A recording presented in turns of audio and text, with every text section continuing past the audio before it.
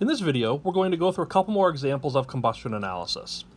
Combustion analysis problems can be fairly detailed and fairly complicated, but like in any problems of this nature, as long as you approach them very systematically and keep in mind what you're doing, they're not really that bad. So in this problem, we have an example of an anabolic steroid known as dianabol, and we take a certain amount of that and combust it, and from that combustion reaction, we're able to capture the carbon dioxide and H2O that are formed. We're also able to do a separate experiment and find the molecular mass of dianabol. Using that information, our goal is to find the molecular formula of this steroid. Now we have to keep in mind that we're talking about a hydrocarbon here with a general formula of CX, HY, and OZ, in which X, Y, and Z are the subscripts in our chemical formula. In a combustion reaction, that means we're going to react this with O2, and our products are going to be CO2 and H2O. So a couple things that we have to recognize. One is that the carbon in carbon dioxide had to have come from our original hydrocarbon. Likewise, the hydrogen in water had to have also come from the original hydrocarbon. And so we can use the amounts of CO2 and H2O that were produced to relate that back to how much carbon had to have been present in the beginning. And so that's what our first two steps are all about. We're going to take the amount of carbon dioxide that was produced, our 43.257 grams, and we're going to convert that, that's grams of CO2, and we're going to convert that to moles of CO2 using our molar mass. We're then going to recognize that there's 1 mole of carbon per every 1 mole of CO2. And that tells us that there had to have been 0.983 moles of carbon initially present. We're then going to do the same thing with our amount of water and relate that back to the amount of hydrogen that had to have been initially present. So we were able to capture 12.395 grams of water. We're going to convert that to moles of water using water's molar mass. But then we have to recognize that there are 2 moles of hydrogen per every 1 mole of H2O. And so that tells us there had to have been 1.376 moles of hydrogen initially present. Now it's not as simple to find the moles of oxygen initially present. For one, oxygen appears in both of our products. It also appears in our reactant in the hydrocarbon, but also oxygen is a reactant all by itself. And so it makes it a little bit more complicated to find the amount of oxygen. So what we're going to do, go ahead and carry this to the next slide. So we had 0.983 moles of carbon and 1.376 moles of hydrogen.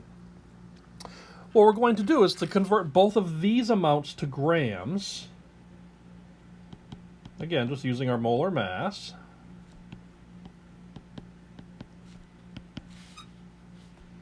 We see that we had to have started with 11.81 grams of carbon.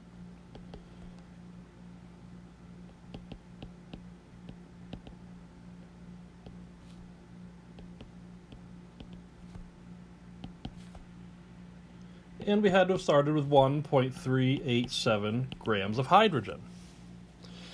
Now from the original problem, we know that we started also with 14.765 grams of dianabol total. And that dianabol, if you remember, consisted only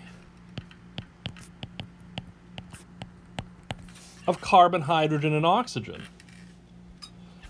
And so since we know the amount total that we started with, we know how much of that had to have been carbon. We know how much of that had to have been hydrogen.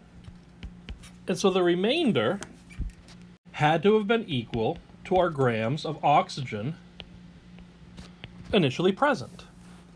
And then we can simply convert that amount over to moles.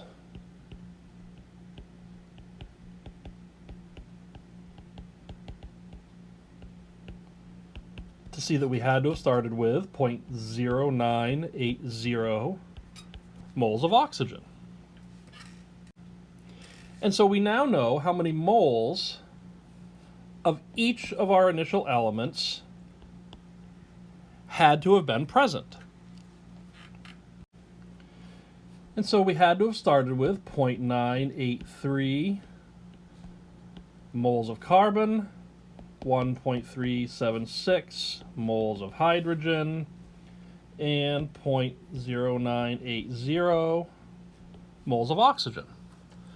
And so now, in order to find our subscripts, we're going to divide each of these by the lowest number. And we can see pretty quickly that the lowest number here is for our oxygen, our 0.098. And so to find our carbon subscript, 0.983 divided by 0.098 equals 10. For hydrogen, 1.376 divided by 0.098 equals 14.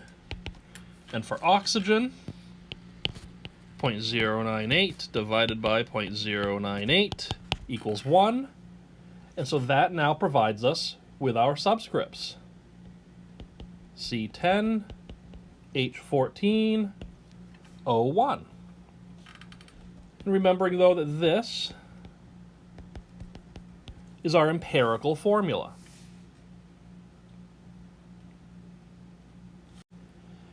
And so our empirical formula then for dianabol is C10, H14, O. In order to find the actual molecular formula, what we want to do now is compare the molar mass of our empirical formula to the molar mass that we got from experimentation. The molar mass of C10H14O, if we just add up the 10 carbons, 14 hydrogens, and 1 oxygen, is 151.22. We were provided with a molar mass of the whole compound of 300.44. We divide that by the molar mass of the empirical formula. That equals 2. And so remember that 2 is our scale factor. So we're going to scale up each of our numbers from the empirical formula by a factor of 2 for a final molecular formula of dianabol of C20, H28, O2. And that is our final molecular formula. So let's look at one more example now. Here we have a completely unknown hydrocarbon.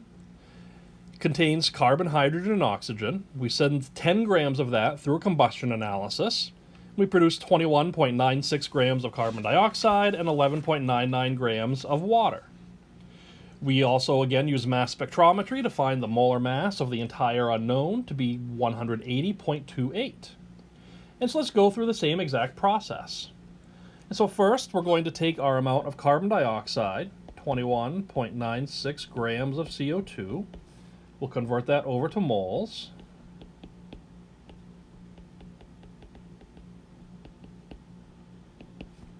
And we have 1 mole of carbon per every 1 mole of CO2.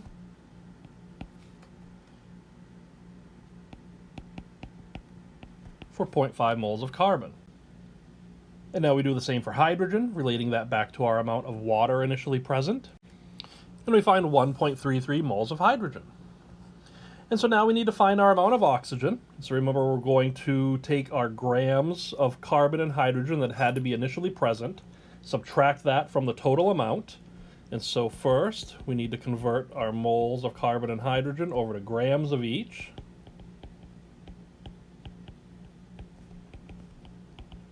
We find 6 grams of carbon.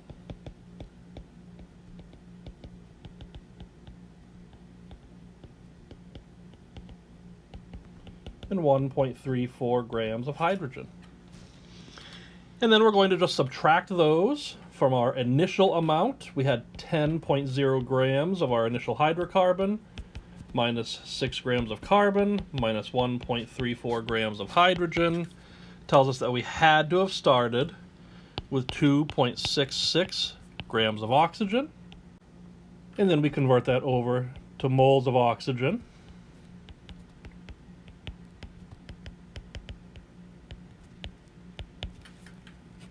To find that we had 0.166 moles of oxygen initially present.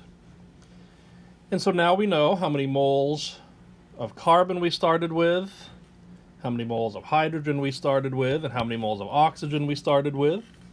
And so we'll take each of those and divide them by the lowest amount, which is the amount of oxygen. So for our carbon subscript, 0.500 divided by 0.166 gives us 3. For our hydrogen subscript, 1.33 divided by 0.166 gives us 8. And for oxygen, 0.166 divided by 0.166 equals 1. And so we find an empirical formula of C3H8O. So remember, that is our empirical formula. We calculate the molar mass of this empirical formula, and we get 60.093. We are given the molar mass of the entire compound to be 180.28. We divide that by our 60.093 for a scale factor of 3, which tells us we are going to take our empirical formula, scale that up by 3 to get C9H24O3, and that is our final molecular formula for this unknown hydrocarbon. And so let's just look at all the steps involved so that you have something to go by to do problems in the future. And so the first thing that you want to do is use your grams of carbon dioxide to convert that over to moles of carbon that had to have been present. Use your grams of water to convert that to moles of hydrogen. Don't forget that there are 2 moles of hydrogen per every 1 mole of H2O. And then you need to convert those molar amounts of carbon and hydrogen over to grams, so that you can subtract your grams of carbon and your grams of hydrogen from the total amount of the hydrocarbon that you had initially present. And that will give you the grams of oxygen initially present. And then convert those grams of oxygen to moles of oxygen. Now that you've done that, you have your moles of carbon initially present, your moles of hydrogen initially present, and your moles of oxygen initially present. And so you're going to divide each of those by the lowest amount. Doing that gives you the subscripts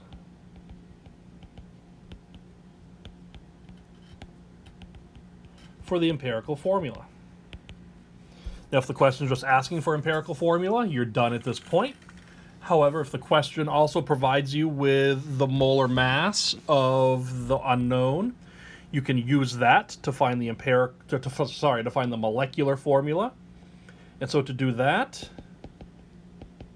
you would find the molar mass of the empirical formula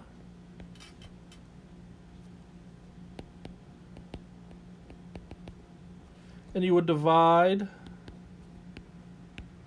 the molar mass of the whole compound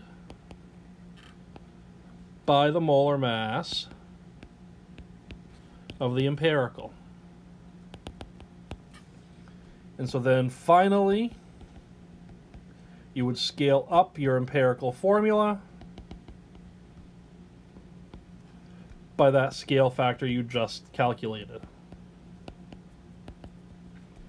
So again, yes, these are fairly detailed and in a lot of different steps, but if you approach the whole problem very systematically and go through these steps, you can't go wrong. So I hope this has been helpful, and as always, let me know if you have any questions.